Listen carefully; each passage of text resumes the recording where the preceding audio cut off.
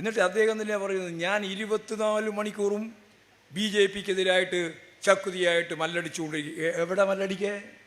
ഇതിൽ മത്സരിക്കുന്നത് വയനാട്ടിൽ BJP-ക്കെതിരായിട്ട് മല്ലടിക്കുക. എന്നിട്ട് ആനി രാജ മത്സരിക്കുന്ന വയനാട് നിയോജക മണ്ഡലത്തിൽ വന്ന് മത്സരിക്കുക.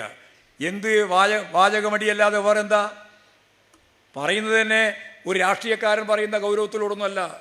BJP-യെ തന്നെയുള്ള വിമർശനം ഉൾപ്പെടെ എടുത്ത് പരിശോധിച്ചാൽ എന്തും പറയാൻ യാതൊരു മടിയില്ല, പക്വതയില്ല. ഒരു ദേശീയ രാഷ്ട്രീയത്തിൻ്റെ ഭാഗമായി നിൽക്കുന്ന ഒരാൾക്കുണ്ടാവേണ്ടുന്ന പക്വതയുണ്ടല്ലോ, ആ പക്വതയില്ല. ഇതാണ് രാഹുൽ ഗാന്ധിയുടെ ചിത്രം. BJP-യെ പറ്റി ഞാൻ നേരത്തെ പറഞ്ഞതുപോലെ ഹിന്ദുത്വ രാഷ്ട്രമുണ്ടാക്കാൻ വേണ്ടി പണിപ്പെടുകയാണ്.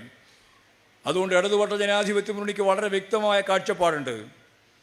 അത് 370 വകുപ്പ് നേരത്തെ പറഞ്ഞ പൗരത്വ ഭേദഗതി നിയമം പോലെ തന്നെ റദ്ദ് ചെയ്യും എന്നല്ല, 370 വകുപ്പ് എന്ത് ചെയ്യും?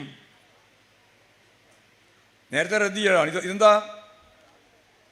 ജമ്മു ആൻഡ് കാശ്മീരിൻ്റെ പ്രത്യേക പദവിയാണ് 370. അത് പുനഃസ്ഥാപിക്കും. പറയാൻ കോൺഗ്രസ് ഉണ്ടോ? ഇല്ല. ഏക സിവിൽ കോഡ് നടപ്പിലാക്കില്ല എന്ന് CPI CPM പറയാൻ ധൈര്യമുണ്ടോ കോൺഗ്രസ്സിന്? ഇല്ല. പിന്നെ വളവള എന്ത് പറയേണ്ട എന്താ കാര്യം?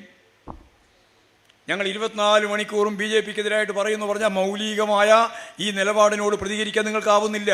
ഇതൊരു കാര്യം.